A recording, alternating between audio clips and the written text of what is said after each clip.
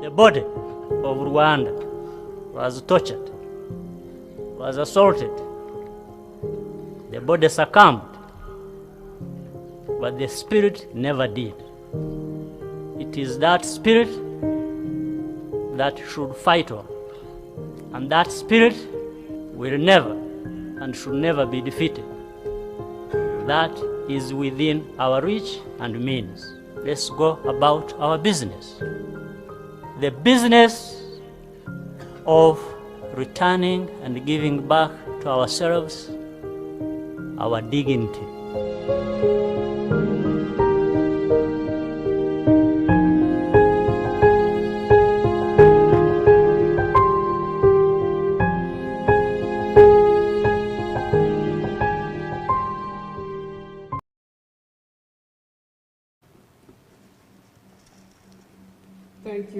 Thank you so much.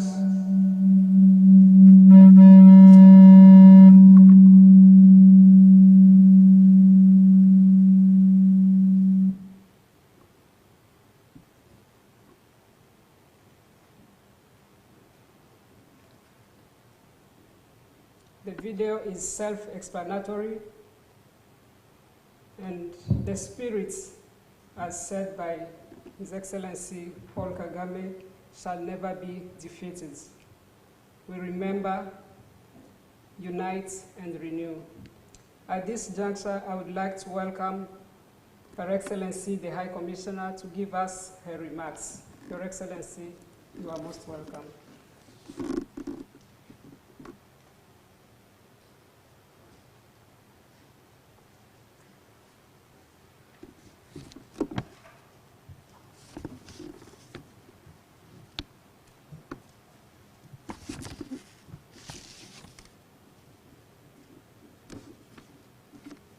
Your Excellency, Ambassador,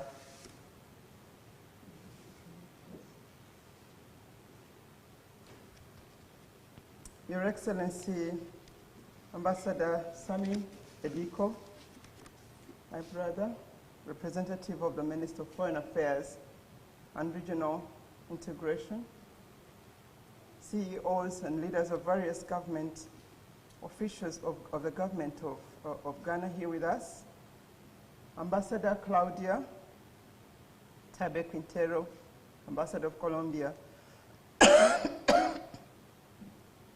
to Ghana, and Dean of the Diplomatic Corps. Sorry. Just allow me to take a sip of water, please.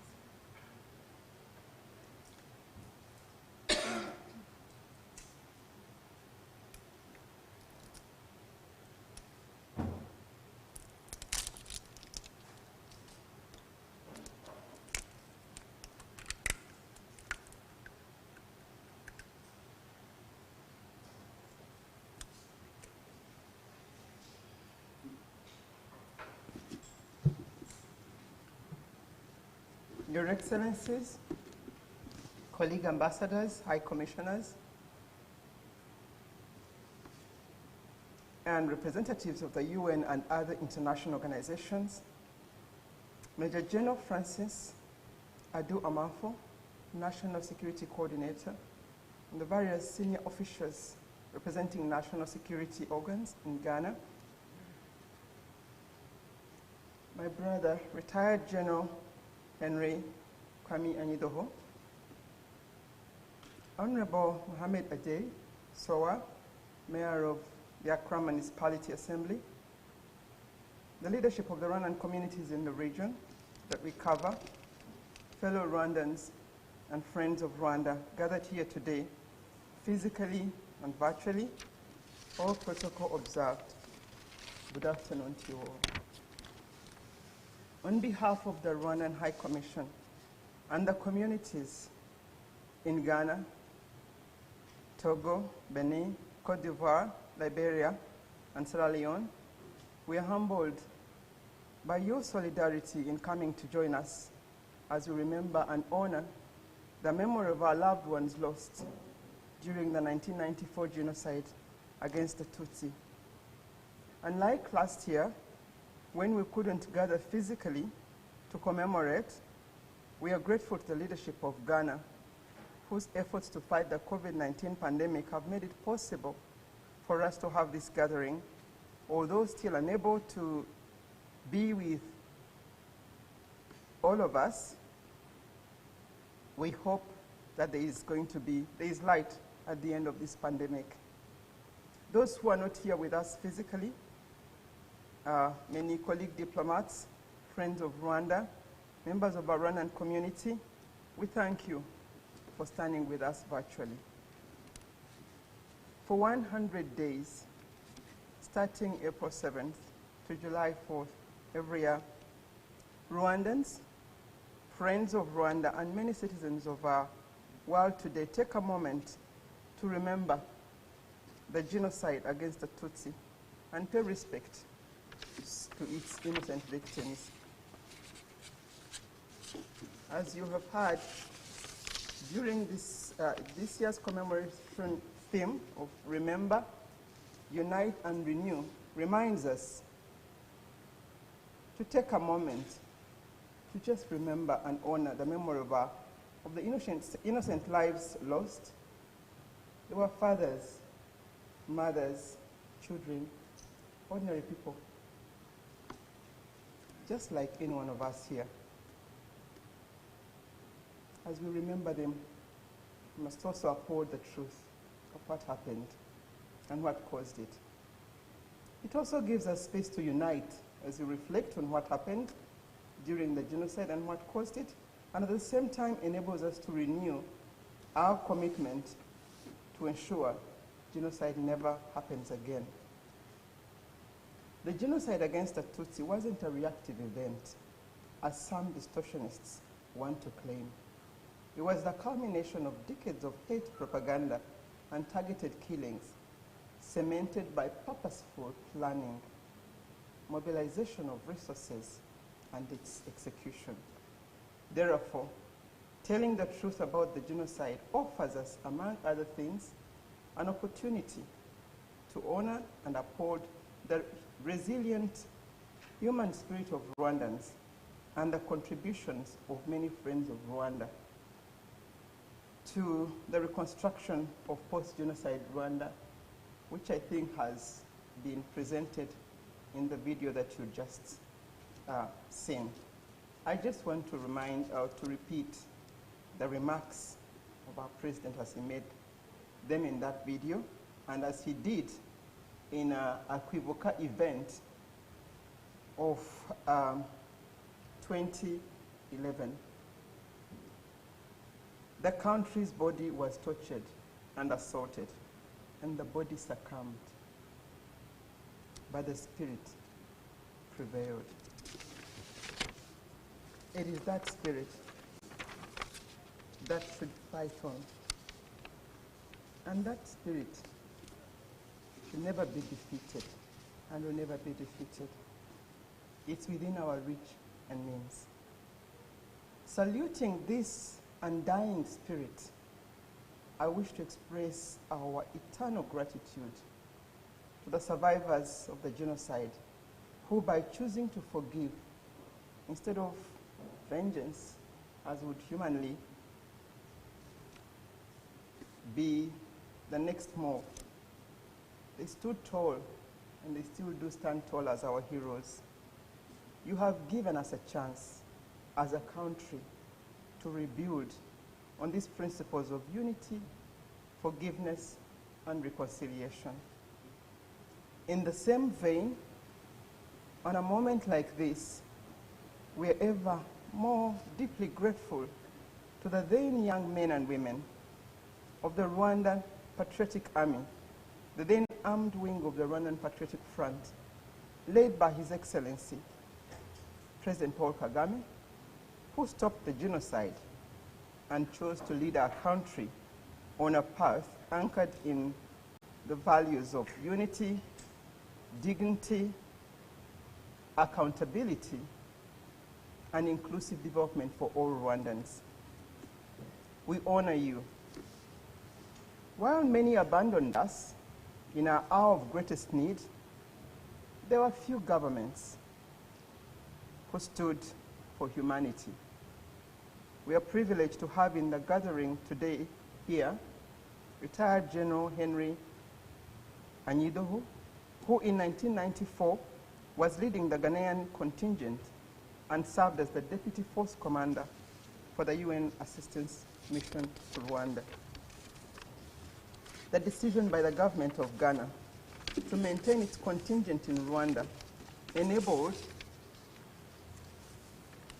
the UNAMIL, the UN peacekeeping force then, to save some lives from certain death. For Rwanda and Ghana, it became a seed for a deep sisterly relationship that we continue to nourish and cherish to this day. Nevertheless, the fight against genocide and its ideology continues. And we have to, through upholding the truth of what happened. Genocide planners and perpetrators, since time immemorial, have always used distortion and fabrication of lies as tools to deny, negate, and continue the cycle of this evil. As we remember today, we will also listen to the testimonies of those who experienced it, who were there during the 1994 genocide. And I want to acknowledge and appreciate our brother, Pacific, who is a survivor, who will be sharing his testimony in a few minutes to come. Sadly, 27 years after the 1994 genocide against the Tutsi, there are still many suspected masterminds and perpetrators who continue to enjoy protection from some governments and powerful institutions in our world today. Therefore, dear leaders and members of the international community, Rwanda will continue to count on you to stand up for justice in honor of the memory of the innocent lives lost, and working together to bring the planners and perpetrators of genocide to book.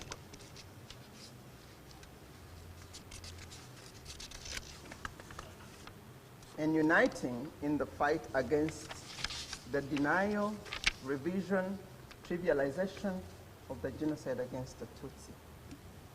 For the survivors of genocide, knowing that the people who planned and executed their annihilation continue to move freely, and in some instances are able to cause them harm through their messages that deny, trivialize, and revise the 1994 genocide against the Tutsi, it's a nightmare.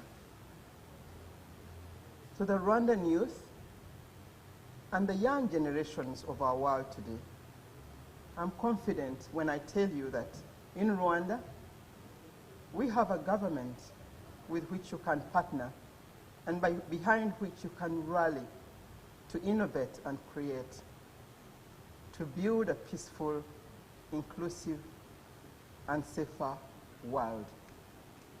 In conclusion, let me once again express our sincere thanks to you all for making the time to be with us in this summer moment of commemorating our loved ones. Also, I would like to thank Rwandans in Ghana, Ivory Coast, Benin, Liberia, Sierra Leone, and Togo, and especially their community leaderships with whom we worked to organize this Kwibuka27 event. I did thank you also to the government of Ghana, again, for the hospitality and solidarity, which we trust will continue to deepen so that they will have room to even do more. Thank you, Your Excellencies, dear friends of Rwanda, fellow Rwandans, and let's continue to remember, unite, and renew. Thank you for your kind attention.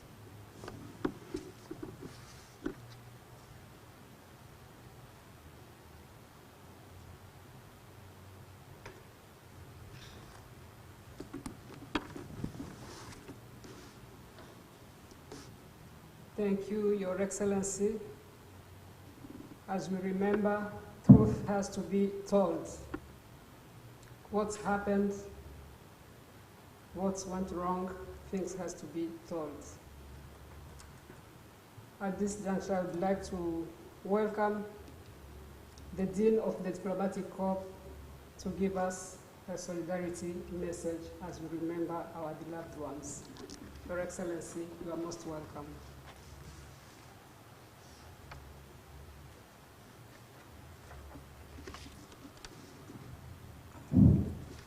With the candle lighted in my heart, I will pronounce these words. Ambassador Sami Mediko, Ambassador Aisha Kirabo, colleagues of the Diplomatic Corps, members of the community of Rwanda, special guests, and friends. Since 27 years ago, Rwanda takes time to remember and pay tribute to more than 1 million innocent lives lost to the 1994 genocide against the Tutsi. This period that lasts from April 7 to July 4 is a time that we all as humans reflect on the atrocity events that happened in 1994 in Rwanda. On behalf of the Diplomatic Corps in Ghana and my own behalf, please allow me, Excellency High Commissioner Dr. Aisha Kirabo Echida, to express our solidarity with the survivors of the genocide against the Tutsi and Rwandan people at large. At the theme of commemoration, remembered, unite, renew, remind us, I want to take this opportunity to salute the people of Rwanda for rallying behind their visionary and focused leadership who have risen above the challenges of their tragic history to build a country that has become a symbol of hope and resilience to many of us across the world. While we are encouraged by the achievements in economic progress that have addressed long-standing social and economic challenges, I want to especially acknowledge the example of unity and reconciliation that has defined Rwanda these past 27 years, one that we can all take lessons from. Since 2004, the United Nations designated April 7 each year as a day of reflection on the 1994 genocide against the Tutsi, an opportunity for all of us as one human race to reflect on the cost of indifference as well, and further commit to preventing similar atrocities from ever happening again anywhere. As we remember, we are also reminded of the need to fight against impunity by calling on all of us, all nations of the world, to ensure that those responsible for atrocities committed against innocent civilians in Rwanda or in any other nation are brought to justice. There should be no safe haven for perpetrators of such crimes as the crime of genocide, which is committed against our collective humanity. Let us learn the lessons from Rwanda and work together to build a future of dignity, tolerance, and human rights for all. Thank you.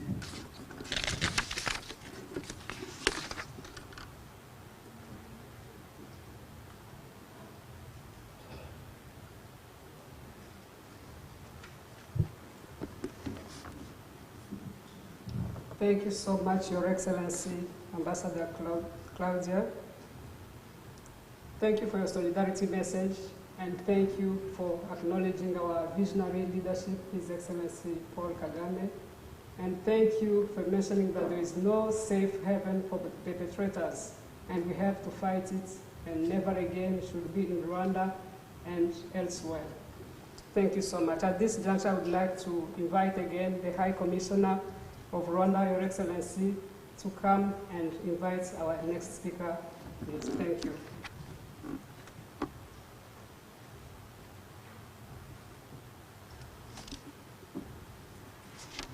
Thank you. At this juncture, it is my honor to invite His Excellency Ambassador Sami Ediku, representing the Minister of Foreign Affairs and Regional Integration, to deliver your remarks, Your Excellency. Thank you.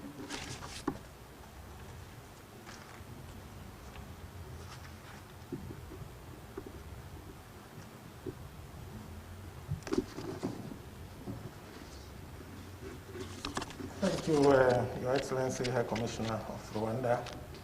Let me first of all apologize for the absence of the Honorable Minister for Foreign Affairs and Regional Integration, Honorable Sharia Kobucho, who is currently out of the country. I'm going to read this statement on her behalf. Your Excellency, Dr. Aisha Kirabo Kasira, High Commissioner of the Republic of Rwanda to Ghana, Your Excellency Claudia Toby Quintero, Dean of the Diplomatic Corps and Ambassador of Colombia to Ghana, Your Excellencies, members of the Diplomatic Corps, the National Security Coordinator, the Mayor of Accra, Major General Henry Anyedoho, invited guests, members of the media, distinguished ladies and gentlemen, all protocol observed. I deem it a great honor to join you today on this solemn occasion of the 27th commemoration of the genocide against the Tutsi. First and foremost, on behalf of the President of the Republic, His Excellency Nana Addo Dankwa Akufo-Addo, the government and people of the Republic of Ghana, I wish to commiserate with all Rwandans everywhere across the globe on what can only be described as one of the darkest chapters in the recent human history. Today, we are gathered here in solidarity with the people of Rwanda to remember and pay respect to more than 1 million lives lost during the 1994 genocide against the Tutsi. The genocide committed in Rwanda in 1994 happened at a time when the international community had the experiences of similar atrocities that took place in both in the 19th and 20th centuries to learn from. However, as Rwanda was plunged into the genocide, many countries of the world looked the other way, hoping that the tragedy, which claimed over 1 million lives, would die out by itself. Today, as we commemorate the genocide, let us remember that behind the numbers are human beings, victims of these heinous crimes. Let us celebrate those who lost their lives and say a prayer for them. Let us commend the strength and spirit of those who suffered and survived these atrocities.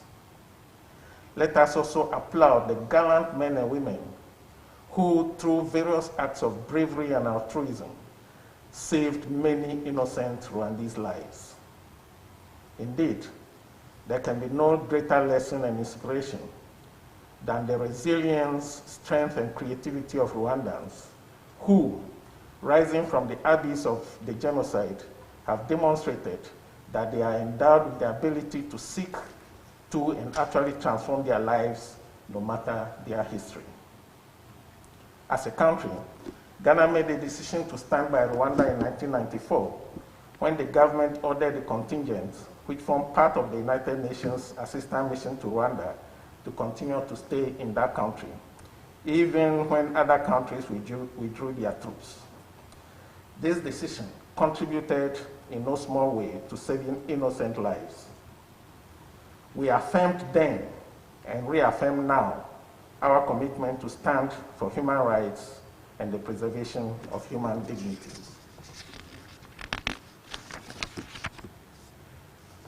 On this note, may I acknowledge the presence of Major General retired Henry Anyedoho, who led the first group of Ghana contingent to Rwanda.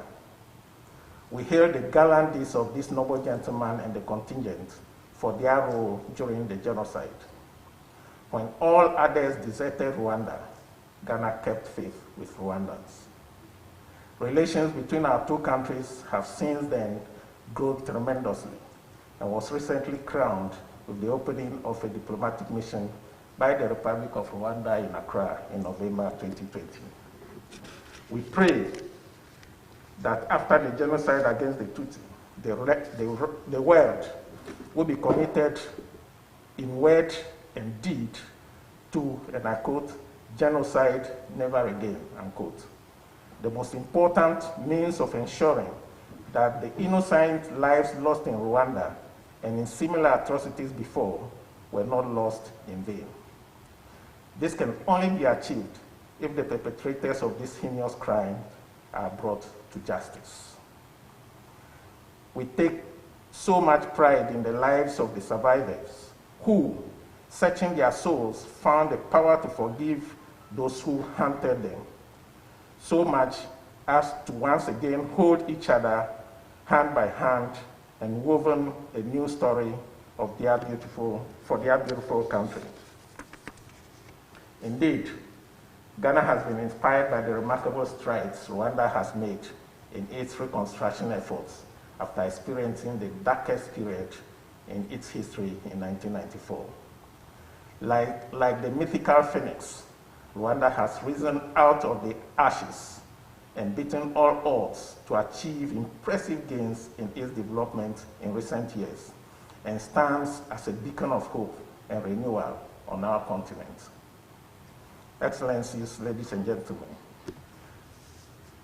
as I conclude, permit me to state on this day of remembrance that the onus falls on us as witnesses to the genocide to pass on the memory to the younger generation who were not born when the genocide occurred, because it will be up to them not to repeat the failures of the generations before them and to ensure that history does not repeat itself.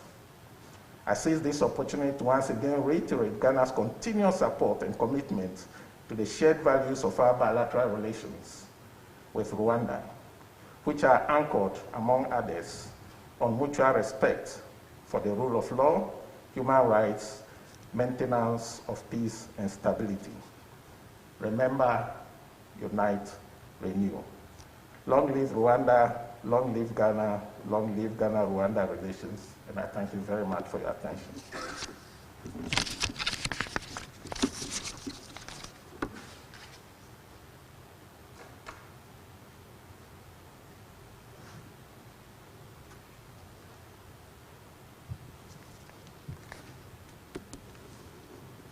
Thank you so much, Your Excellency. Behind the numbers are human beings. Indeed, these are human beings we are remembering today. The world abandoned us, but Ghana stood by our side. We can't thank you enough, Ghana. Thank you so much. At this juncture, let's have the commemoration song as we continue to reflect on the human beings behind the numbers.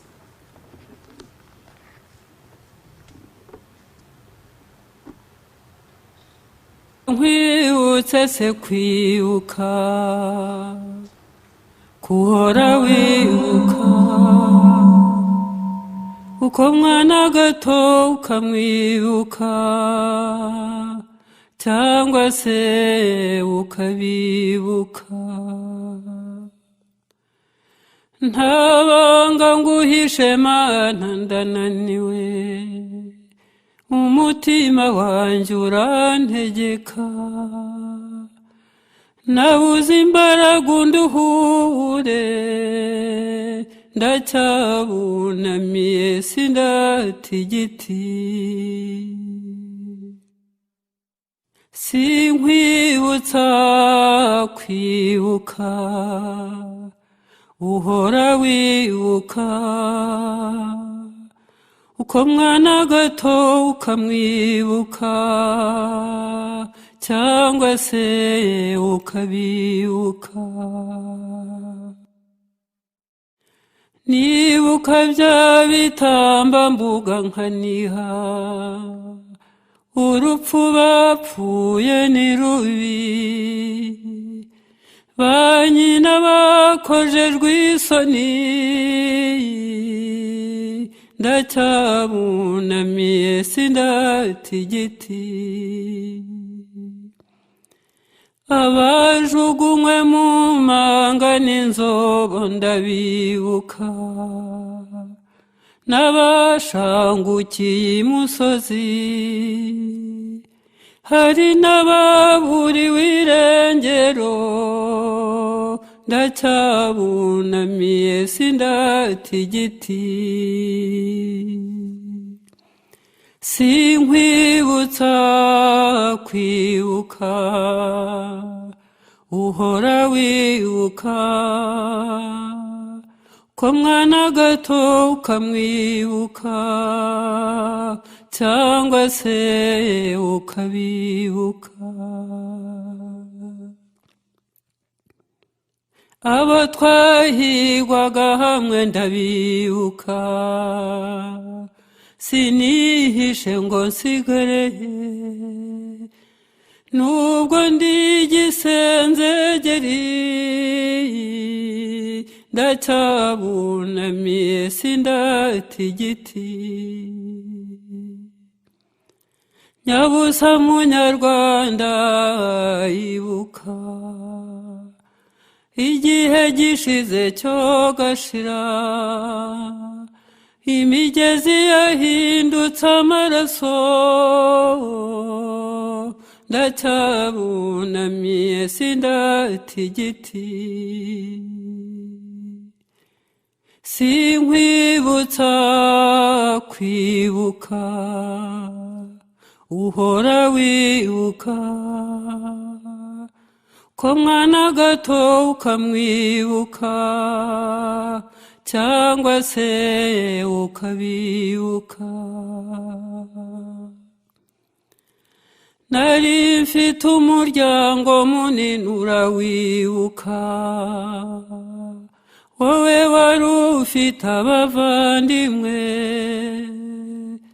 bose bazize akarengane ndacyabunamiye sindata igiti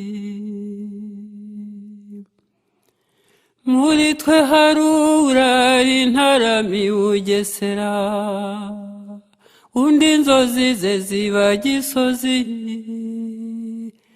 hari n'abirirwa Bisesero n'abagorobereza ahandi nkaho sinkwibutsa kwibuka uhora wibuka ko mwana gato ukamwibuka cyangwa se ukabibuka ntawiyungira ku nzika birazira nta n'ubumwe burimo inzigo ariko ukuri kurubaka dusabe nyagasani tuzunga ubumwe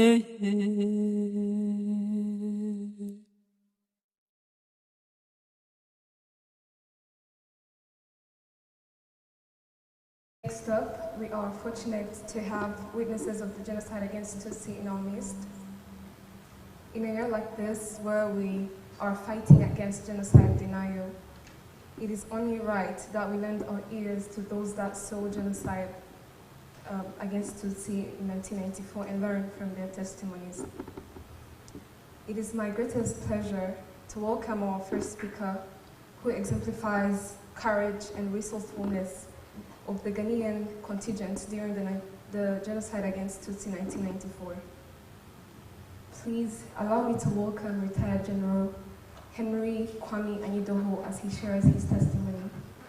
Thank you.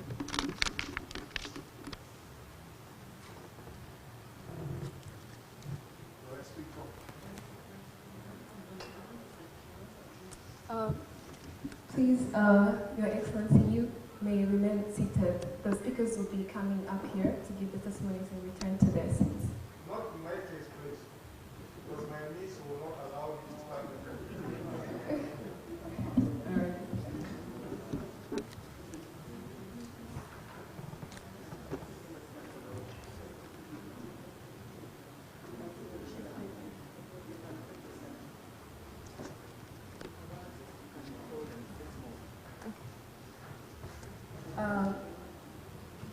We would like to also invite, Pacific Kaimura, who also gave his testimony, to come at the front, please. Thank you.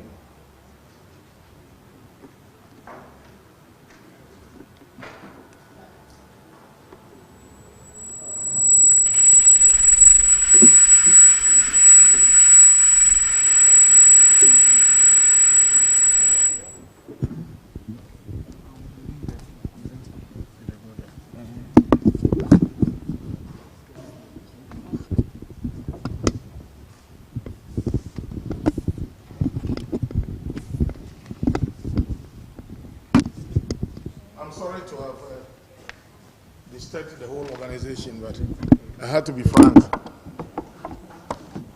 If I should fall down before all of you, that would be a tragedy. So, can I go ahead now?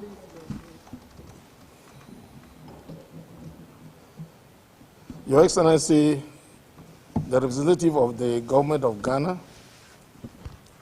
Your Excellency, the High Commissioner of Rwanda to Ghana, Your Excellencies, members of the Diplomatic Corps, I see my colleague, Major General Dua Manfo here, National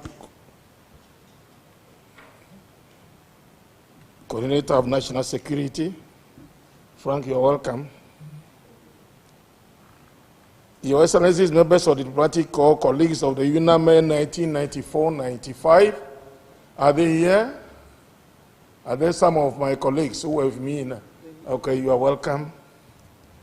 Invited guests, the press, ladies and gentlemen. I wish first of all to thank the High Commissioner of Rwanda and the organizers of this event for asking me to make some remarks as to what I witnessed in Rwanda during the tragic event of the genocide against the Tutsi in 1994. Even though we have already observed a minute silence on behalf of those that were lost during the genocide, let me also pay tribute to the memory of the Rwandese, the many of them who lost their lives, and UNAME casualties during the genocide. In the audience today, I believe there should be one of the UNAME casualties during the genocide is XW1 Samson Ajare here. If with your permission, please let him come and walk in front of you so that you see the way he takes his steps.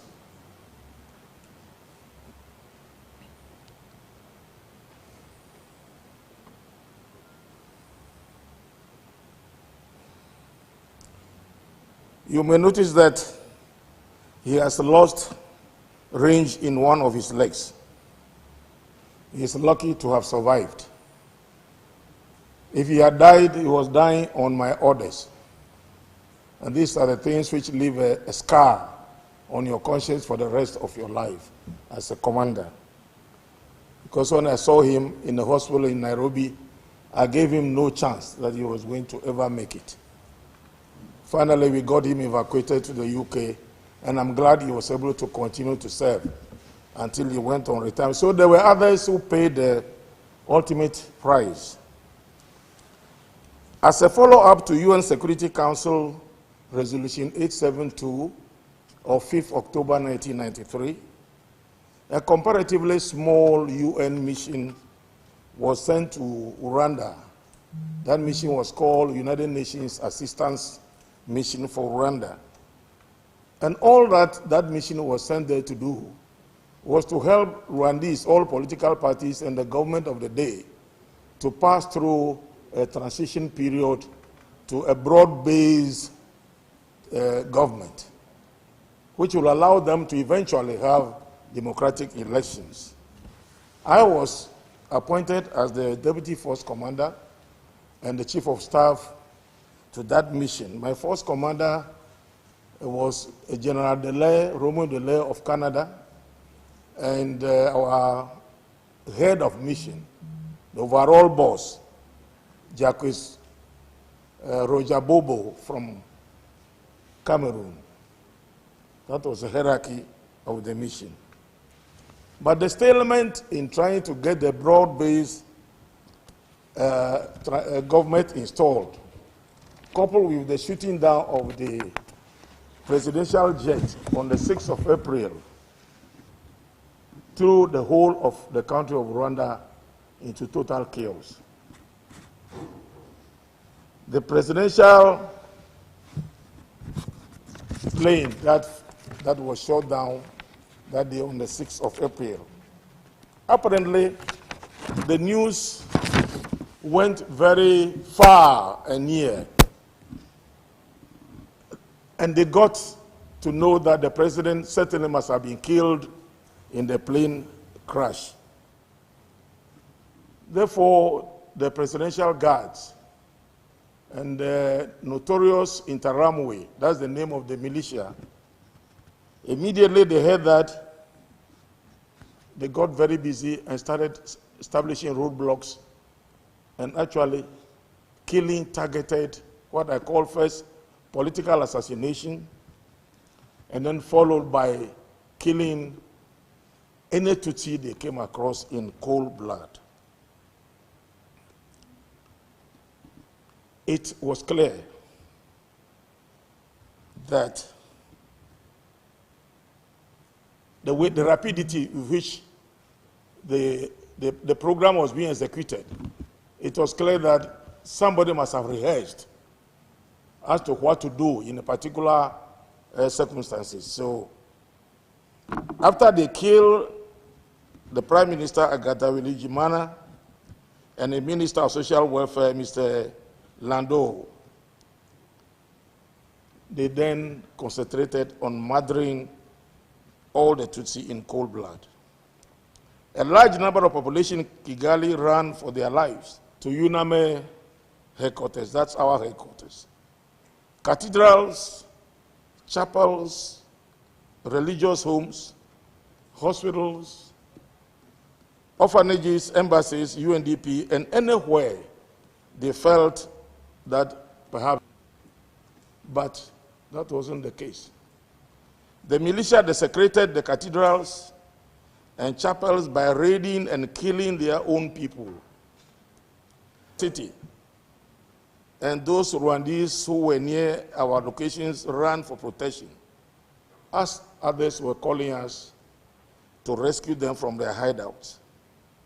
Meanwhile, our own UN staff spread all over the city were also calling us to rescue them. What did we have to use to rescue them? Our soft-skinned vehicles.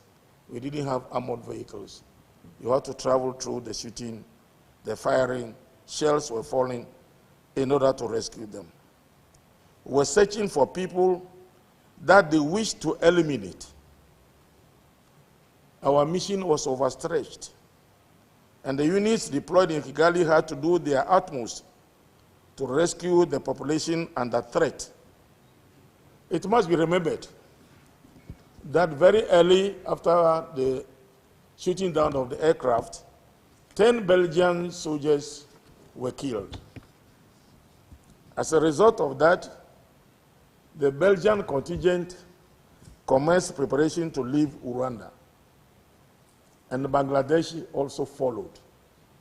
But Belgium, Bangladesh, and Ghana were the only three countries that provided contingents for that mission. So then it was left with Ghana and a small platoon from Tunisia.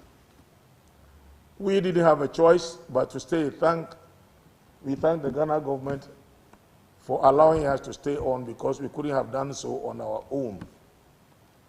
And I'd like here to pay tribute to those my colleagues. It was a teamwork that we did. Those who agreed that we should stay It wasn't a one-man business, but they were loyal, they were committed to their call. It did not take long for us to begin hearing the wailing and visibly seeing some trucks moving around with human bodies. They were carrying them in tipper trucks and tipping them off. Some of them, we could even see that the legs were still moving, which means they hadn't actually died. Other dead bodies littered the streets. Obviously, there were not enough vehicles and personnel to handle the situation. So the bodies started bloating up, and the stench was all over. Presidential guards and the militia must be blamed for commencing the mass killings. While this was going on, the Rwandese Patriotic Army, that is the military wing of the Patriotic Front, broke out of the Parliament House where they had been stationed and tried to do whatever they could to save their sympathizers as the main body of their troops moved from the northern part of the country towards Kigali. That was a period UNAME needed help from the United Nations, from African Union, and any international organization that had a human feeling. The embassies were closed, and indeed the diplomatic corps in Kigali was evacuated through Bujumbura. They went down south and abandoned us. UNAME troops, quite naturally under such a circumstance of sadistic carnage, opened wide its gates to their locations to receive the panic-stricken population. Events in Rwanda during the genocide have been documented in many books, in my own book also.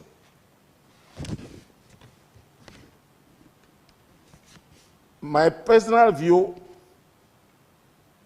are that after 27 years, not much has changed in the world. Something has been done, but not much. A lot of talks setting up of courts and commissions of inquiry, crying never again. But if such a situation should develop again in Africa or anywhere in the developing world, it may be the same. I'm sorry to say that, but I don't see any real effort being made towards that, and I will tell you in a moment. The same powers and authorities that control the world's resources are still in power today. We all know that poor governance is at the root cause of most conflicts, yet it is encouraged from country to country with different interpretations. When some Western governments evacuated their citizens in April 1994, they could have done a lot more in saving lives of Rwandese, but they did not. They paid no attention to the cries of the population. Recently, there was an attack in northern Mozambique.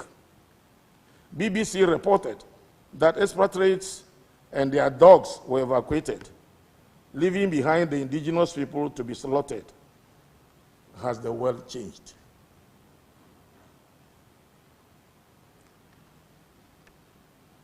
There has been no change. Instead, people are walking about denying the genocide in Rwanda, and indeed, those who committed the hideous crimes are being sheltered all over, even in African countries. In my view, therefore, the ideas that emerged after the failures in Rwanda, such as establishing African Standby Brigade, should no more be a dream deferred. I know some work has been going on in the sub-regions of Africa, but in practical terms, I am not sure how effective the organizations have so far been. Had ECOWAS not deployed troops to Liberia and Sierra Leone in the 1990s, what would have been the result? Rwanda has been engaged in deploying troops to conflict states in Africa in support of populations in distress because they learned the lesson. What about the effect on the youth of Africa? and indeed in the world? Have they learned bitter lessons of genocide from Rwanda and elsewhere in the world and are working towards the Never Again project? Or we are just paying lip service to never again, never again? Does the world see prevention of genocide as a combined responsibility?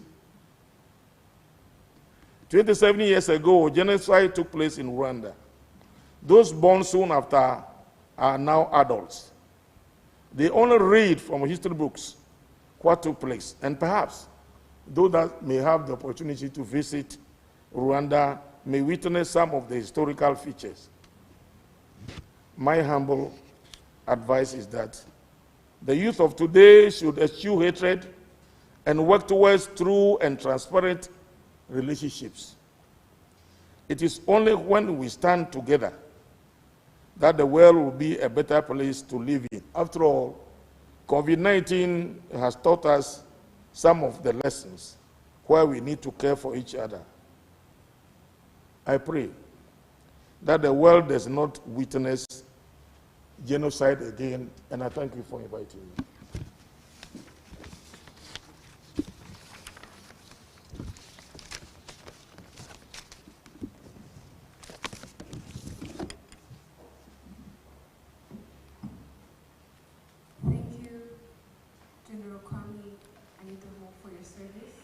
For standing with Rwanda when some other countries chose to flee from the country. For our next speaker, is a survivor of the genocide against Tutsi. He exemplifies the resilience and bravery of the survivors of the genocide against Tutsi in 1994, who put through the atrocities with forgiveness and reconciliation, and live to tell their stories so that the genocide will never happen again. Please allow me to welcome President Kwibuka as he shares his testimony. Thank you.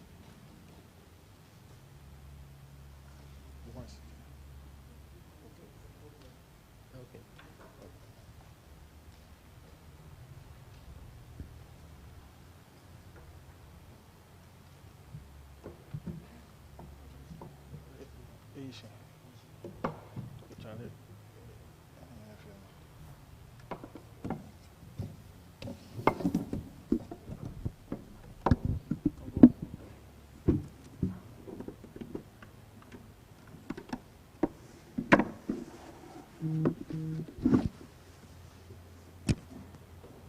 Your Excellency, the High Commissioner, Your Excellency, the Dean of the Diplomatic Corps, Your Excellency, the representative of the government of Ghana, members of the Diplomatic Corps, invited guests, dear fellow Rwandans, dear friends of Rwanda, invited guests, good afternoon. I am honored to be standing here today, this afternoon, and I'm really grateful for the opportunity given to me to stand here as a witness of what happened and as a survivor to share with you what I have seen and what I went through. I'll start in a little bit earlier, in 1988, when I was starting the primary school. I went to school and the teacher said, all the Hutus, please stand up. Then she said, after the Hutus, she said, all the Tutsis, please stand up, and then the Twas, please stand up. So when she talked about the Hutus, I stood up because it was almost the whole class. There were in our class like 2 or I think 3 Tutsis. And she was angry at me and ordered me to sit down. She told me, you are a Tutsi. I said no, because I did not like being a Tutsi because of what was being said around. That is back in 1988. She sent me out of the class at the age of 7 to go to look for my mother and ask her my ethnic group. So I asked my mom, and she told me, go and tell your teacher that you're a Tutsi. I was very angry at my mom, at my parents, because I believed they are the ones who made me a Tutsi. So during our primary education, it was like that every year. They would make us stand up every time. And I remember when I was in my 4th grade, they taught us to stand up. I stood up, and one of my classmates, a child like me, told me, we are going to kill you. That was before 1994. So now let's move to 1994. As a while ago, General Anyidoho said, and I thank him very much for what he said. As he said, when the plane was shut down in that night, in the morning of the 7th, I woke up as a normal day, but there was panic at home. My sister came to me and she told me my mom was calling me. I went to her room and she said, we have to move now. I said, what happened? She said, the president is dead. And she said, you should go with the children. I should say here that I had my sister, and we were living with my aunt who had 6 children with us, and the youngest was 8 months. So they told me to go with the other children, those who could walk at least, church. Why? Because I believe that was the place they thought we could go and hide. Either they believed either we can go to the church, the Catholic church which was there, or the local authorities, which was called commune at that time. So I went out with the children. We didn't even make it up to 1 kilometer. There were roadblocks everywhere, well manned. That was in the morning of the 7th. There was no phones to inform people what happened, how to organize. But they were well organized, well manned. People were well positioned everywhere. We couldn't reach the church. So we ran back to our home. We told our parents what was happening. So they said we cannot go to the church. We cannot go to the local authorities where other people were gathering. So we went to our local hospital. That was another public place they thought we could hide. So when we reached the hospital, no one wanted to receive us. The leadership of the hospital, they were saying, if we receive here, we're going to have troubles because we don't want any Tutsi around here. We don't have anyone to be killed inside the hospital. So please remain outside. They will kill you outside, not at the hospital. So they kept on negotiating, but to no avail. That's when my mom and my aunt decided that we should go to somebody's place, someone who was living just behind the hospital. We went there, that house, but that person was a Tutsi as well, so it was not safe to stay there, but at least we could move back to the hospital in time. So we remained there one night, and then the next morning we went back to the hospital. My mom negotiated with someone she knew, and they gave us a place where to stay in a room. It was in the surgical ward, so we stayed there.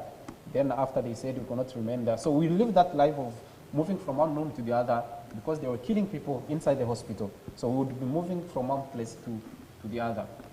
So after we had issues because 1 week, or I do not remember well the days, but after some days we had issues because children started crying because they were hungry. I told you the youngest was 8 months, and the next to the youngest was less than 2 years old, so they were too small. and we didn't have food, and my aunt could not breastfeed the baby, so they started crying.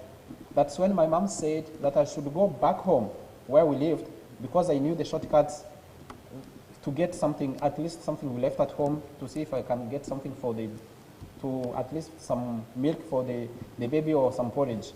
And also the clothes they used, because at that time they didn't have diapers, so they used those white clothes to change the babies.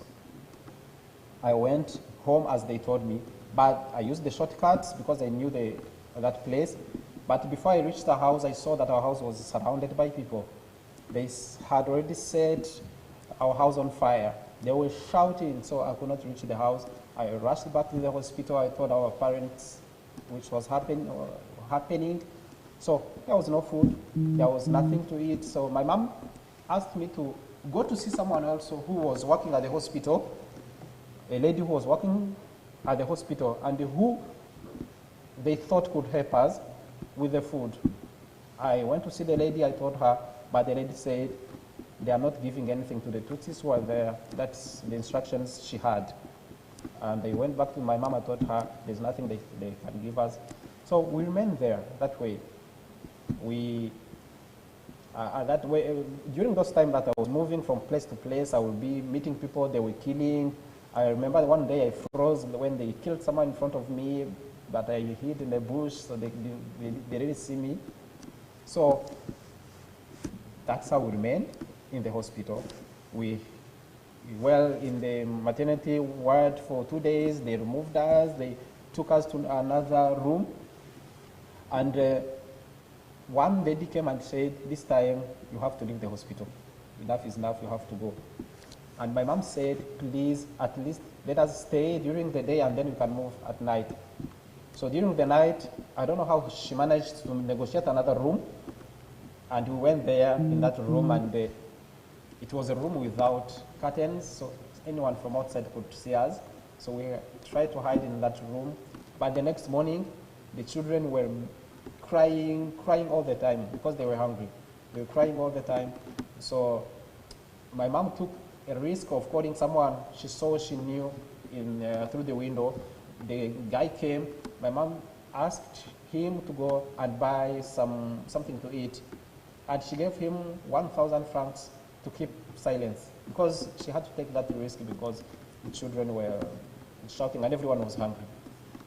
But when that guy left, I believe she had a sense that he was going to betray us. So she called me and she said, you have to leave now. We have to separate. I told her, where should I go? She told me, go anywhere, but do not come back here. I said, where should I go? She said, go and do not come back here, because she explained to me, I was 13 years old. She explained to me, she said, if you remain here, they are going to kill us. We can not hide with these babies. There's nothing you can do about it, so please go. So I had nothing also to do but to obey. We separated, and that is the last time we talked before they got killed. So at this juncture, before I move to what happened after, I would like to talk a little bit about her. So this is a lady who had been helping people. That's how I grew up, working around with her, going to hospitals. She was taking care of people who have been abandoned in the hospitals without caring about their ethnic belongings. She was feeding them. She was washing their dirty clothes. She was always taking care of them, and she was always praying for them. So that's how she was. And this is the person she remained until the end. So it was everywhere. When that day, when I left, when we separated, when they took them, everyone was saying about it, what happened. They took them to a slaughter place where they used to kill people, a slaughtering place, where they used to kill people. And she prayed for them. She prayed for the killers.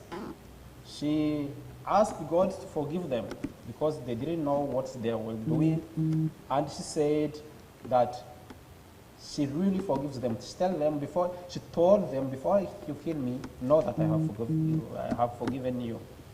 So they were scared of killing her. No one wouldn't take the responsibility of hitting her with the machetes, I don't know. So they buried her alive. And they killed everyone, even the baby, all of them. So, coming back to me, when I left that place, someone called me, someone who saw me through a window. I will do a summary. Someone called me through a window because they saw I was moving around without knowing where to go. That person called me, and the person put me in a room and said, "What are you doing outside? They're going to kill you." I said, "My mom told me to go out, not to go back where they were." And she told me, "Stay here, because if you stay outside, they're going to kill you." When I got into that room, there were many people under the beds. The place was full of people. So we remained there like 5 minutes, and someone came through. There was a small hole in the door, and that person looked through the hole and said, "Please come and see, this place is full of cockroaches. They are hiding here." So when he went running to call the killers, the lady who had the key opened the door and told all of us to go out. And she opened another door, and she told me to enter that room. When I got into that room, it was full of other people. They were like a small room but with about 15 people. So we hid there, and she locked the door, and she went away. After someone came and said, "I believe there are some people hidden in that room because it has been locked for a long time." So he took a ladder from, I don't know, and he put it on the window, and he climbed and he looked into the room. When he was climbing, we tried to hide, but our legs and everything were outside because there were just like a few beds. So he started shouting, saying that we're hiding there. There are so many snakes in here. They have weapons. They have been working with RBF. He talked a lot, and other people came, and they said we should open the door. We told them we don't have the key. The person who locked is gone. I believe they had killed her. So they said they are going to break the door, but we will have to pay before they kill us. So they went, and they came back in the afternoon because they had left some people to stay there to keep an eye on us. And in the afternoon they came, as they promised. They broke the door. And as a child, I believed that, I was thinking that if they broke the door, I will run. But when I tried, there were like 100 of people. So they came, all of them. They had clubs with nails inside. They had machetes. They have all those kind of things you can imagine. So they took us, all of us. They said, "We are not going to kill you in the premises of the hospital. We are not going to kill you here. We are taking you outside." They took us outside along the road. I don't know if you have ever watched the rally or the cycling.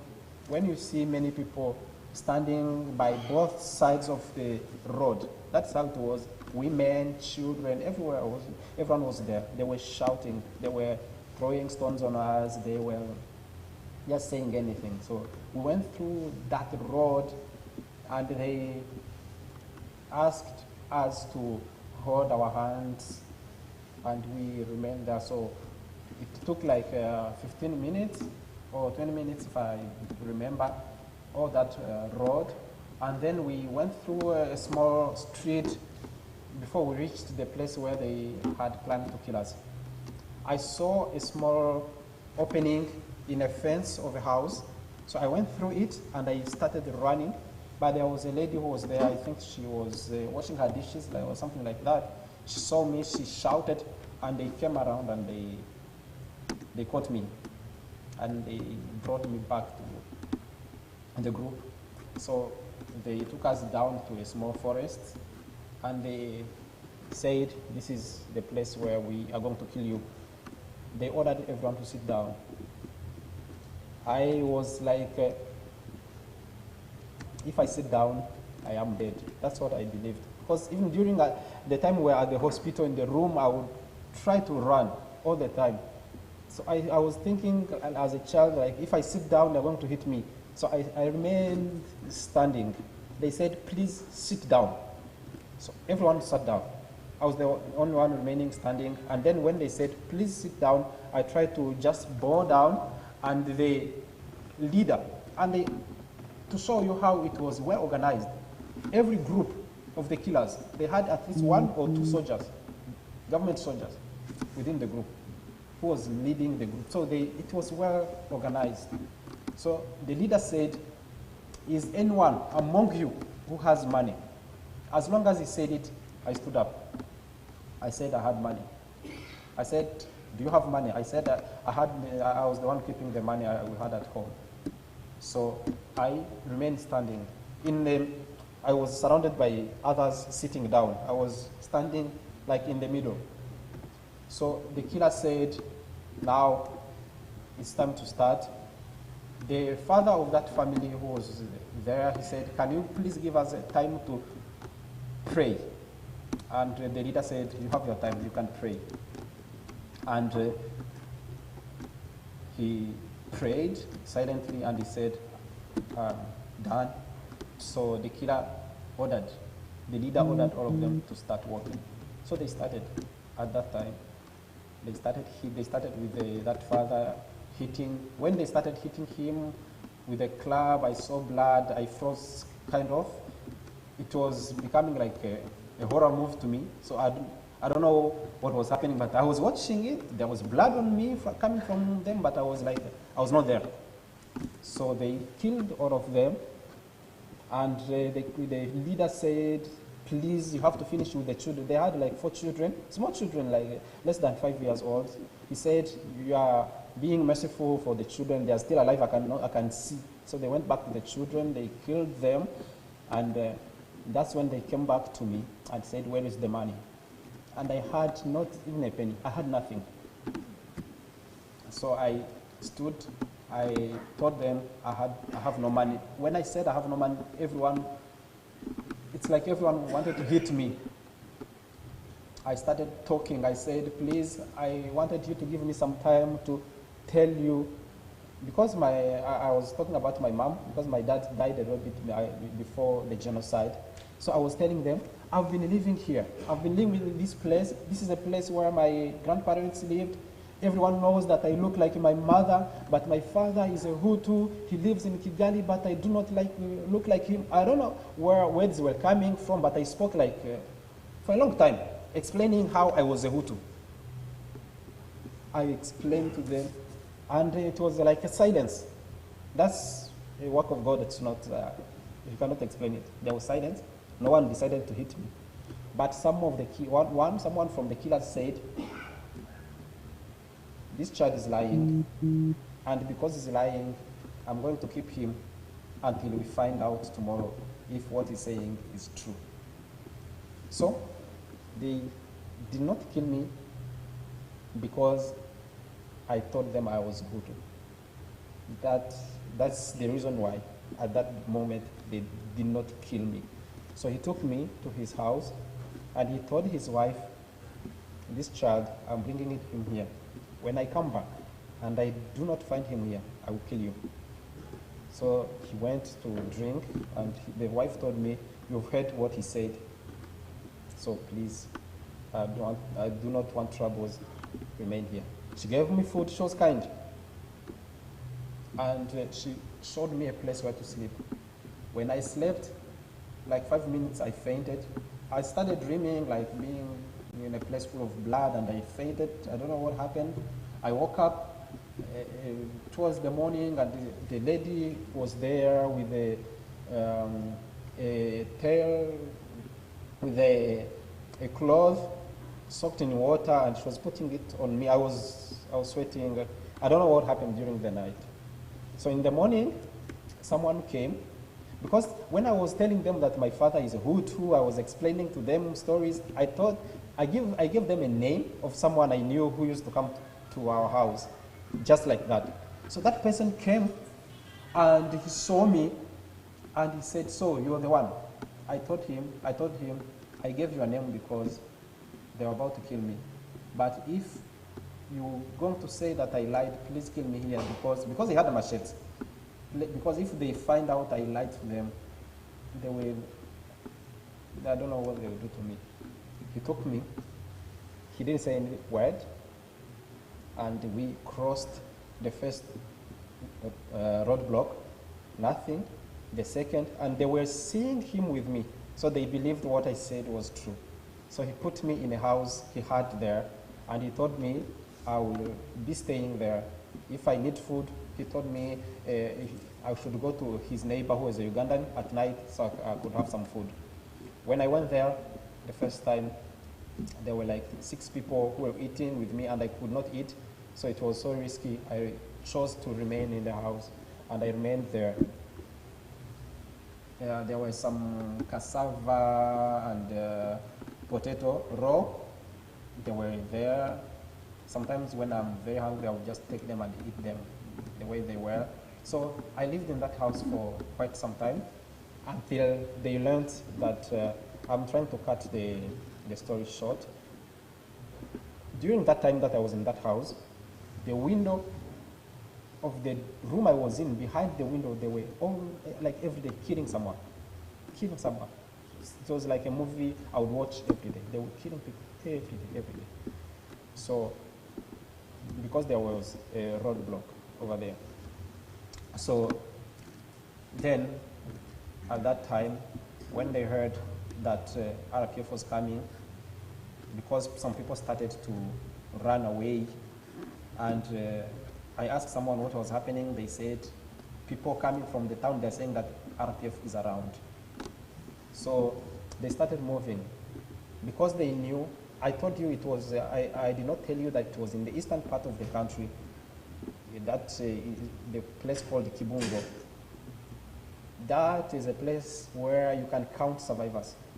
Because, as I told you, we tried to go to the hospital, to the local authorities and to the church, but many people made it. Even if we did not make it, many people made it, and they were almost all killed there with grenades and all the materials they overheard. They killed all of them. So when they heard that RPF was coming, they were like, they are going to kill us. We have to go. We have to run away. So I went to that person. I told them, that person who was keeping me, I went to his house at 1 in the morning because he was in another house. I told him, people are running away. They think RPF is coming, but me, I'm staying. He was so scared. He said, if you stay here, because I have rescued you, now I have to keep you. Because if you remain here, you're going to die. These people, you lied to them, they will know that you lied to them and they will kill you before they leave this place. So you have to come with us. So they gave me a cloth to hide my face, and they gave me a big mattress to put on my head. So we started walking towards Burundi. It was a long journey. It was a long journey on foot with hunger, and I would, or at every single roadblock, I would hide my face. They would catch me. I would then explain with the help of that man that I was a Hutu. So we reached the place near the border of Burundi. That's where I stayed. But at that moment, they decided to kill me. They said, this guy has been lying. Because I was now living with them, with the killers in the same house. We were living, sleeping on the same floor. So at night, after they have finished eating, they would always sit and decide to kill me. Always saying, we know this guy, this child is a Tutsi. And I'm sitting with them, we are eating together. That's when they decide to kill me. The next morning, they will say, you have to kill him. Like two of them would say, no, if RPF soldiers come, we will show them that we have kept this child, so they will understand that we have kept some Tutsis. Others will say, if they come, they will ask us where her family, her mother. It was like such kind of discussions every day. Then I fell sick. I had a serious malaria. When I had a serious malaria, they said, I'm going to die anyway, because there was no medication, there was nothing. One of them said, there's a kind of medication he knew that he was going to try it on me. They had some weed, the weed they used to to smoke. They had planted it. So he took a lot of it. He put it in a very big cup full of the local banana beer they used to drink, and he put that weed inside, a lot of it, and he made me drink the whole thing. I could not say no, so I drank everything. So when I drank it, I started being dizzy. I fell down. I started vomiting everything I had in me, so I fell down. And after sweating and vomiting, I slept. So they said, if he doesn't die, he will live. So they left me outside under the tree. I remained there. The next morning, I felt better. I felt better the next morning. Yeah. And somehow that same malaria, I don't know if I infected their child. They had a baby of some months. That baby had malaria as well. They tried the medication, the normal medication, because the hospitals were working for them, but the baby died, unfortunately. When the baby died, they cried. The killers cried for a baby who just died there. To understand how they had been successful in planning this thing. They cried for the baby. They called for a priest. They organized a mass. And it's surrounded by bodies of people they killed, but they called a priest, they organized a mass, but at least they forgot about me with the ceremonies, calling people to come and have funeral ceremonies and everything. And they forgot about me. So that's when I heard that people, because at that time they were trying to move to Burundi, but that place had been already caught by RPF. So they told me, someone told them that they've heard my name, that RPF soldiers are moving around looking for a child called Pacific. I don't know who saw me fleeing with them, told my grandmom because she had survived, and she told them, I don't know, that was also another miracle. And they were looking for me. The next day they came, they could not find me. The third day they came, that's when they found where they were, where I was. They came, those people were so scared. And when they came, yes, sorry for taking much time. So when they came, the RPF, when they came, I told them, don't worry, I know them, because there was one of my uncles who was there.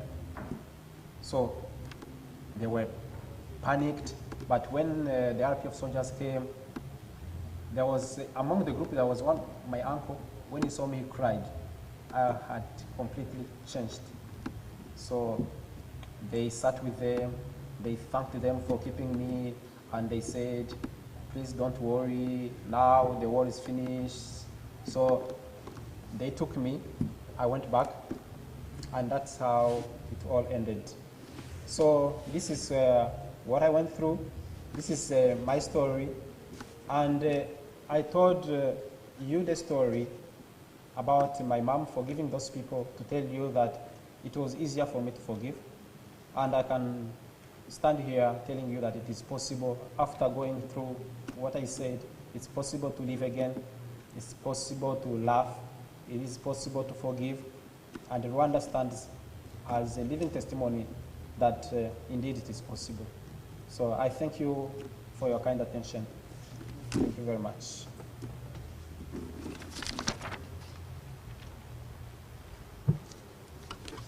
Thank you very much, Pacific, for your testimony. Indeed, it is possible for people to live after the atrocities and all that happened. Thank you for surviving. Thank you for living to tell your story. And on behalf of everyone in this room, I would like to tell you, and also the survivors of the genocide against Tutsi in Cote and Commemoration, your survival and the survival of other Rwandans who were Tutsis in the 1994 led to us, some of us, living.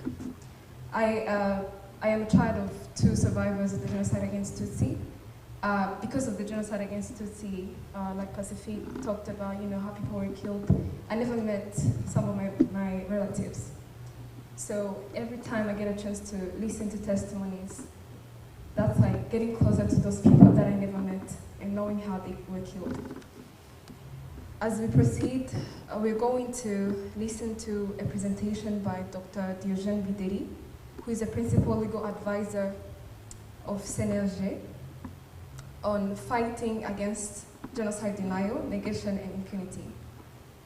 He's not here with us today, so we're going to watch his recording. Thank you.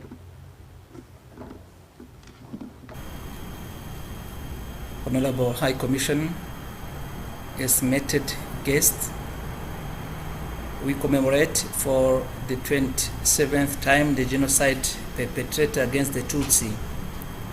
It is a moment of reflection that puts everyone in front of her responsibilities to prevent other crimes of mass atrocity, such as genocide, crime against humanity, and war crimes.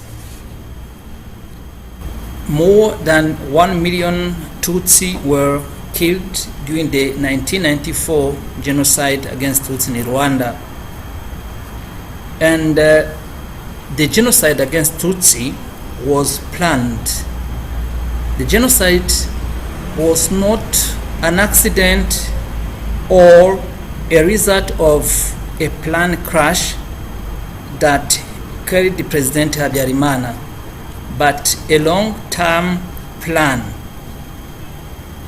The organizers of the genocide have also spoken out in the public. Colonel Bagosora Theoneste, Director of Cabinet in the Ministry of Defense, said in January 1993, coming back from Arusha talks, "I am returning home to prepare the apocalypse." In the period before 1994, ethnic propaganda has been disseminated on a widespread basis. There had been training camps where men had been indoctrinated in hatred against the Tutsi and given information about methods of mass murder. On 21st August 1992, the army, the National Army, gave a definition of enemy, saying that the Tutsi inside the country and out of the country was the enemy to exterminate. There were many heard speeches on radio or in public in meetings, such as the famous speech of Leon Mugesera, a professor at the National University of Rwanda, who said in public that the Hutu must send back Tutsi to Ethiopia through rivers. We know also that there are repeated massacres targeting Tutsi between 1991 and 1994. And the hatred and the hate speech were something normal to be broadcasted by radio or to be written in newspapers such as in Kangura newspaper or the RTLM, the radio de Mille Collines, where extremists, political parties had seats, and there were many occasions to appear to incite people to kill the Tutsi. So during the meetings of political parties, especially for the Hutu power, weapons were given to people, and they were incited, they were appeals to kill Tutsi. After the crash of the airplane of the President Habyarimana, the night of 6th April 1994, immediately there were roadblocks everywhere in the Kigali, in the capital, but also in other regions of Rwanda. So killings were coordinated. There was a coordination of killings by officials, by prefect, burgomasters, and councillors. So in effort to kill politicians, for example, we know that there was a plan to eliminate those politicians who were against the genocide. That is why the Prime Minister, Mrs. Agathe Uwingimana, and other ministers were killed on the 7th April 1994. The government, led by Jean Kambanda, now in prison after being convicted for genocide, and now living in Mali. So his government was established to coordinate the implementation of the genocide country-wide. An example of this incitement, on the 18th April 1994, the president of the genocidal government, the President Theodore Sindikubwabo, went in the south, in Gikongoro, and asked people to kill in Gikongoro, especially in Kaduha, Murambi, and Chanika. As a result, on the 21st April, more than 100,000 people were killed in those three districts. And killings went on, and the international community and the states, people were there to watch. There was a silence, especially for the United Nations. There was no any action taken to stop, to prevent or to stop the genocide. Many times, on several occasions, General Dallaire, the commandant of the UNAMIL, the UN force present in Rwanda, asked New York for more forceful action, but without success. And we know also that in the same period, Rwanda was abandoned. Experts, more than 3,900 people of 22 nationalities were evacuated from Rwanda. This evacuation sent a signal to the extremists that their laid plans could now be implemented without fear of too many prying Western ears. In addition, on 21st April, the UN Security Council votes Resolution 912 to withdraw the bulk of UNAMIL peacekeepers from Rwanda, authorizing only 170 to remain in Rwanda. Instead of taking action to stop genocide, the UN Security Council discussed genocide. What was the right word to be used in this context? Not because what was happening in Rwanda was unknown, but because states were reluctant to take their responsibilities. We know that according to the 1948 Convention on Genocide, states have obligation to intervene. So genocide is a peremptory norm of international law according to various decisions taken by the ICJ, International Court of Justice. And we know that there was no any resolution, any decision taken by the UN Security Council to oblige states to intervene.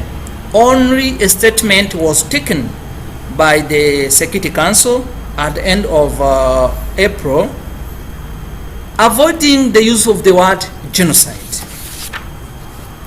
According to the report of the independent inquiry into the actions of the United Nations during the 1994 genocide against Tutsi, this is a report published in 1999. This report states that a reason for the main failure of the international community in Rwanda was the lack of political will to give UNAMIR the personnel and the material resources the mission needed.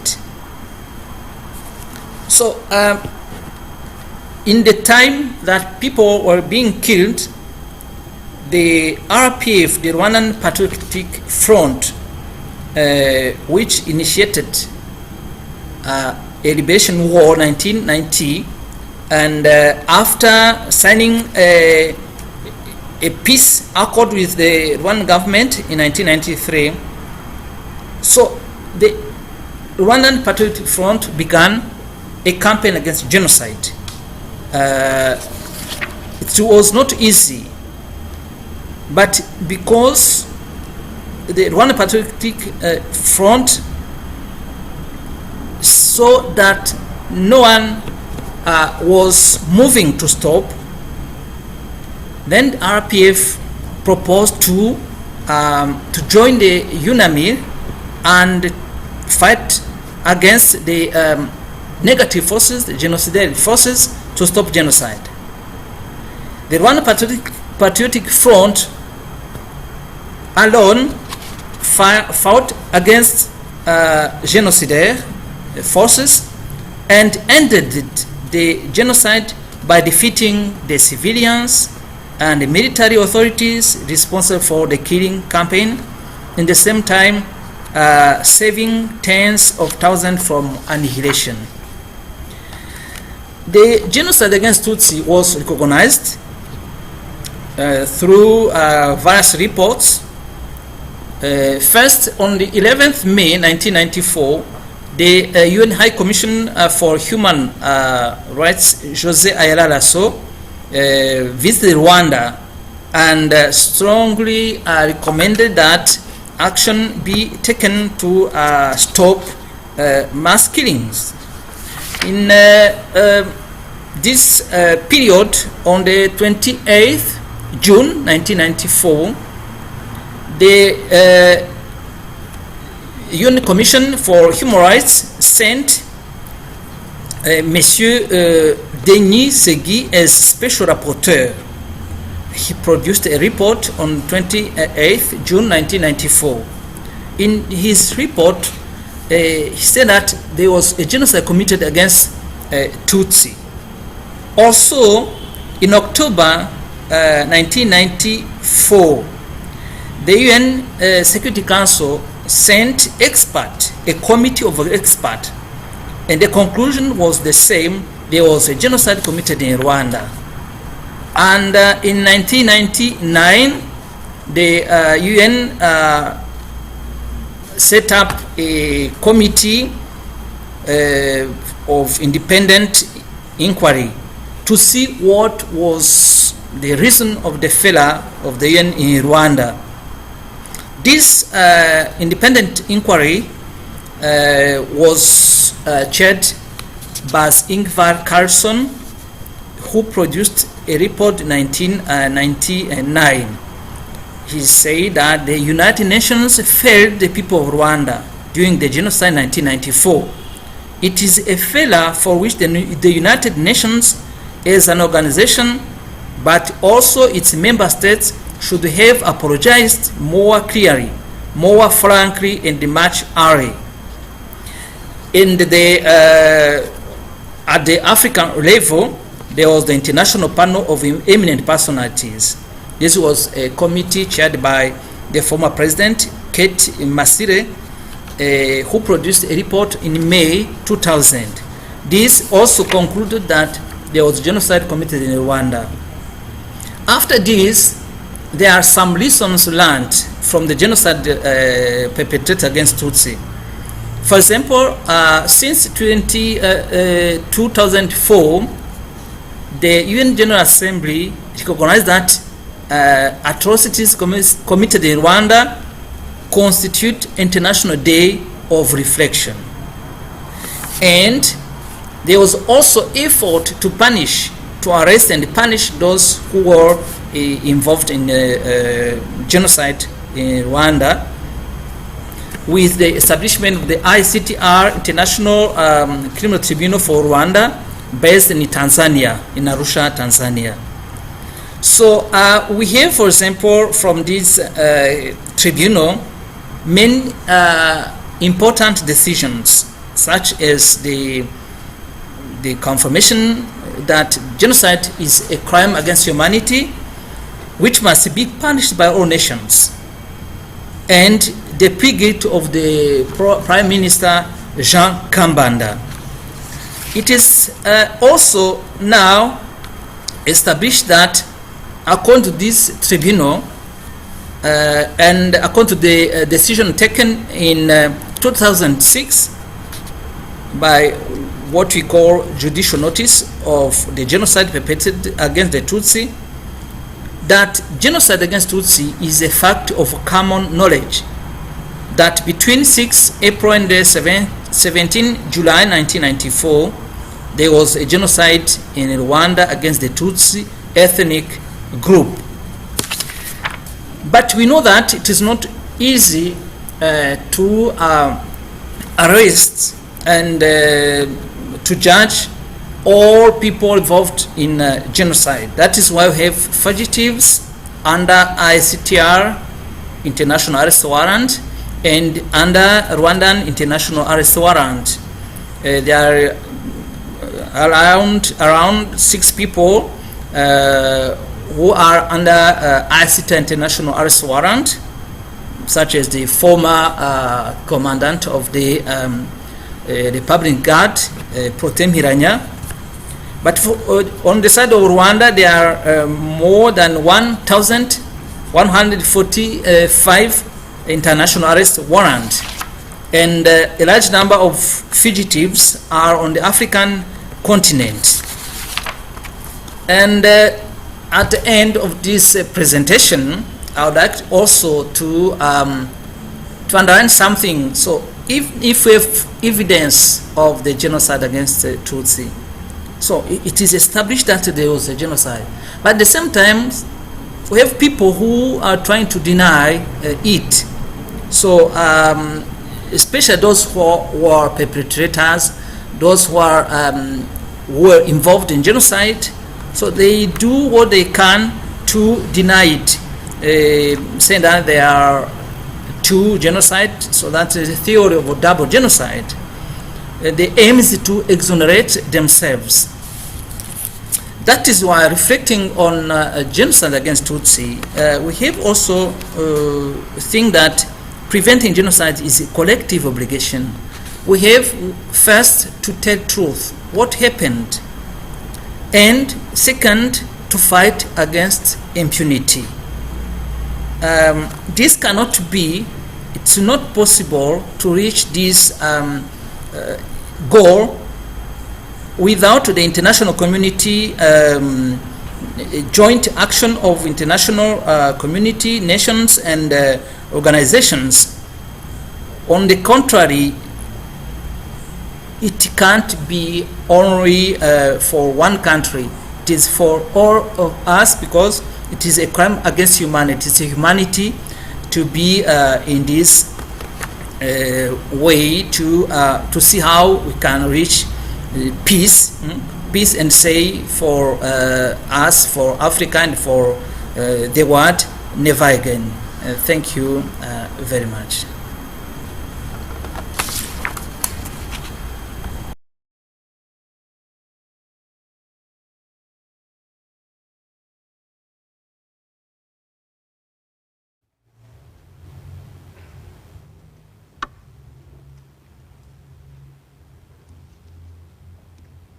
Thank you very much. We are reaching the end of our commemoration events, but before we depart, on behalf of the High Commission of Rwanda, the Rwandan community in Ghana, Cote d'Ivoire, Togo, Liberia and Sierra Leone, and Benin.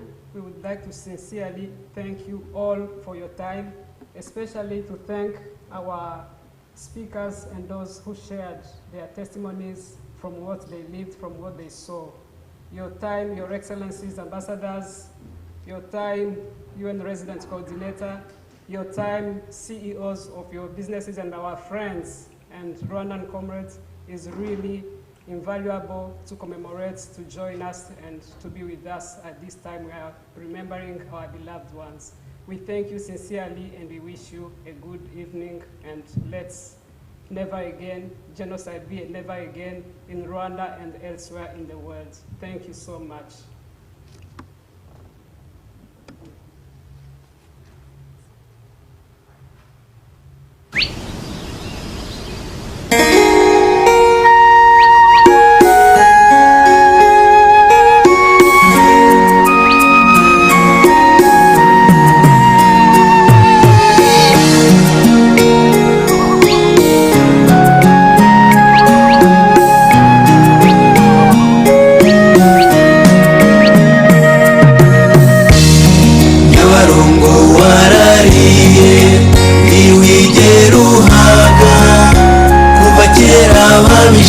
kenshi bakugaburira Nyabarongo iyo nkubonye nuzura ikiniga ariko amaherezi icumu ryarunamuwe 59 twari bato ariko ntitwibagirwa kuko twaroraga uko Padiri Deschamps avumbura abantu inzirakarengane zitakazirenga Munyankomane kimwe na Nzabirinda ukugahera bavugijwe amahiri ku murambi wa Musanze bashushubikanwa bagiye kuroha muri Nyabarongo baragerageje ngo bace mu Vumba ngo babashe komoka